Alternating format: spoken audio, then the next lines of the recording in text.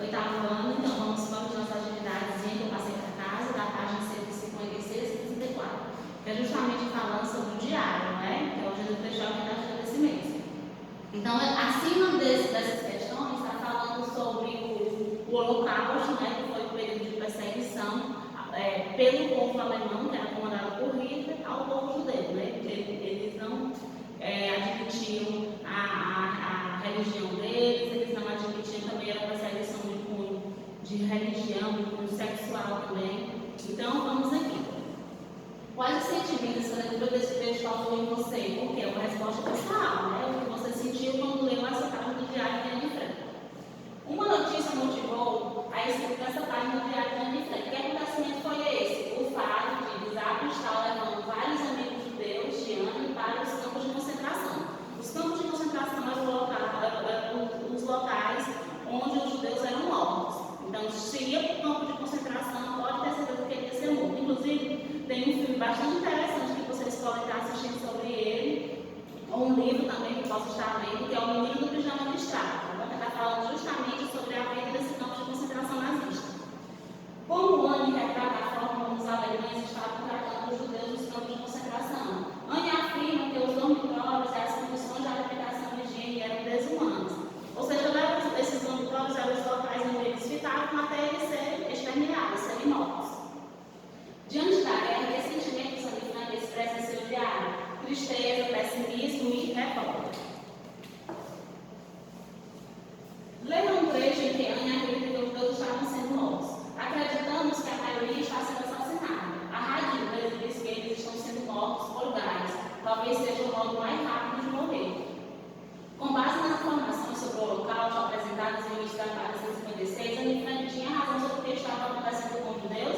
Sim, pois de fato muitos judeus eram mortos em câmaras de gás. Eram mortos, gente, de diversas formas. Em gás, em câmaras de gás, em tiros mesmo. Eles eram assassinados de diversas formas lá dentro. No trecho do relato do que Anne conta sobre o que aconteceu quando alguém estava ajudando os judeus, Anne conta que os alemães eram muito rigorosos com quem ajudava os judeus, sugerindo que estas pessoas eram severamente castigadas. A Alemanha, ela tem a fama de ser bem, como é que eu digo? Você vê que quando a Copa do Mundo foi aqui, né, no Brasil, os alemães construíram logo o campo dele, o hotel dele, então eles já construíram logo o local para os jogadores se concentrarem. Então, assim, eles são bem focados no que eles querem. Essa é uma característica alemã. Em ser correto que eu digo assim, em ser disciplinado, na verdade. Então, aqui tudo isso aconteceu na Alemanha também. Não estou falando que todos os alemães sejam ruins, não, eles são disciplinados. E como ela diz aqui que o jornalista inglês tinha dificuldade em ter acesso, por quê? Porque a Alemanha é muito fechada. Tanto é que nessa época da Copa aqui, eles construíram o hotel, os campos de treinamento, por quê? Porque eles queriam o quê? Se fechar, tá bom? Quando Gesabe não conseguia descobrir o sabotador, ele castigava pessoas inocentes. De que forma isso era feito? Eles mataram 5 reféns inocentes dispostos em uma fileira de muros. Eles colocavam as pessoas na fileira do muro e saíam atirando. Para fazer referência a isso, Anne diz que os alemães empregavam nos obituários a expressão acidentes fatais. O que isso revela sobre a forma como os alemães puniram esses inocentes?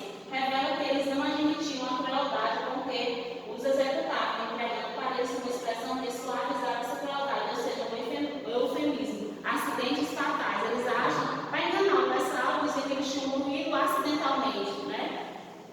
Na página 158. Isso é uma opinião. O que teria motivado Anne a escrever um diário? É uma resposta pessoal, mas quem tem, possivelmente, Anne estava na família, no esconderijo, onde ninguém poderia sair sob risco de captura. Provavelmente ela escreveu o diário para diminuir a angústia do confinamento. Provavelmente ela escreveu esse diário também para que outras pessoas pudessem ver futuramente como era ter a vida de um judeu escondido, né? Então, é uma resposta pessoal. Quando alguém escreve um diário íntimo, a quem ele é destinado? Gente, normalmente o diário íntimo é destinado ao próprio autor. Tipo, a Anne, ela fez esse diário para ela, relatando coisas dela, mas, por incrível que pareça, foi divulgado esse diário para terceiros. Porque esse diário da Anne Frank, ele foi divulgado porque ele deixou de ser algo pessoal, e como ele tratava de coisas de guerra, de país, então ele é de importância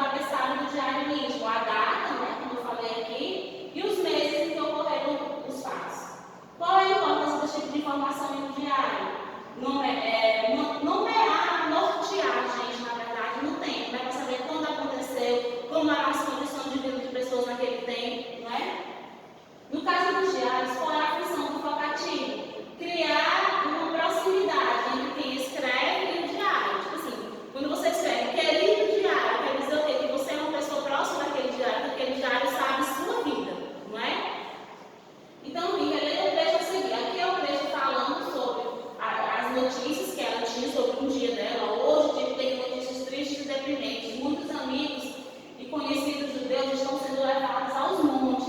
Então, assim, gente, foi um período horrível da história, esse período do Holocausto. Quer tempo verbal predominante no texto? Presente, ó. Só tenho, eu tenho, presente. Cite exemplos aqui, ó. Tenho, tem, existe, dorme, tá bom? Todos estão presentes no indicativo. Quer efeito confere ao texto no emprego de verbos desse tempo verbal para indicar ações que já ocorreram? Confere uma proximidade maior com os fatos relatados. Pô, se aconteceu agora, eu vou escrever agora. Então, o que? Uma proximidade com os fatos relatados. De tempo, né? Observe a fotografia e imagine a cena representativa ocorrida no dia de sua vida. Como você escreveria esse dia? Aqui é para você, resposta pessoal, você pode colocar assim: querido diário, hoje fui passear de bicicleta com o Marcos, então foi muito legal. Então, assim, você vai criar, sempre usando o que é importante no presente, que ele está pedindo, e também em primeira pessoa, né? No diário, temos exemplo de dois tipos de descrição, objetiva e subjetiva. Sabemos que a descrição objetiva é aquela que não tem opinião, e a descrição subjetiva é aquela que tem a opinião, né?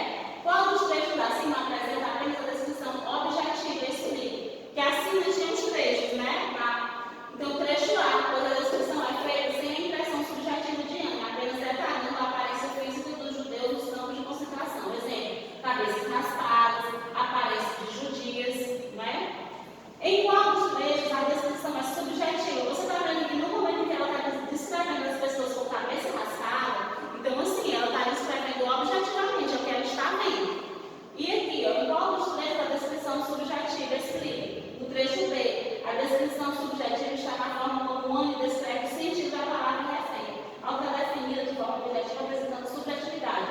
É a coisa mais horrível que você pode imaginar. Então aqui é a opinião dela. É a coisa mais horrível que você possa imaginar. Então, é aí a parte subjetiva. Na página 162, também só coloquei aqui, mas é a resposta pessoal. É para você pesquisar em outros diários e escrever textos que apareçam de forma objetiva e de forma subjetiva. Tá bom? Página 163. É possível saber em que época o texto do Diário de Guimarães Rosa foi escrito? E aqui já é sobre o texto de Guimarães Rosa. Explique. Sim, é possível perceber isso por meio do cabeçalho. Quem diz que Guimarães Rosa escreveu em 1941, durante a Segunda Guerra Mundial. Identifique um trecho, exemplo de descrição objetiva e subjetiva. A mesma forma, objetiva, dando o braço um cérebro. É até criança de 4 anos, então aqui, e aqui, ó, uma rapaz, deixa eu ver aqui, eu não estou conseguindo ver direito. Um rapazolo simpático. Então, ó, simpático aqui, ó, incrível, informante a opinião dele. Então, essa parte aí é subjetiva. Esse trecho do Diário de Guimarães Rosa faz referência a acontecimentos que ocorreram antes dos relatados por Ana Frank. Explique de que forma é possível concluir isso. Além da data dos cabeçalhos, o trecho do Diário de Guimarães Rosa, os judeus estavam começando a usar a estrela de Davi. No trecho do Diário de Ana Frank, eles já estavam sendo mortos nos campos de concentração e extermínio, né? Explique por que tanto o Diário de Ana Frank quanto o Diário de Guimarães. Gente, a estrela de Davi é aquele símbolo que é assim, viu? Então, ó, explique por que tanto o Diário de Ana Frank quanto o Diário de Guimarães Rosa podem ser considerados importantes documentos históricos. Porque eles descrevem acontecimentos históricos. Então, assim, que é de importância, como eu falei aqui, tipo mundial. Porque uma coisa que estava acontecendo lá, essa questão de matar, é uma coisa que é importante, a ONU, aos direitos humanos, então é uma coisa importante para o mundo todo. Então, é importante que o mundo todo saiba como é que era naquela época. Página 164. Leia o trecho a seguir do Diário de Banana. Então, aqui também tem o Diário de Banana, que é uma série de livros que tem, que é bem interessante também, que vocês possam conhecer. Terça-feira. Bom, detesto ter de admirar isso, mas acho que as minhas sonegas estão começando a ter um efeito sobre as minhas notas. Veja, eu costumo fazer a lição assim que eu chegava da escola. Depois, à noite, assistir a TV. Ultimamente, tenho tentado fazer deveres enquanto vejo TV e às vezes não dá muito certo. Ao contrário do Diário de Ana Frank de Guimarães Rosa, que são relatos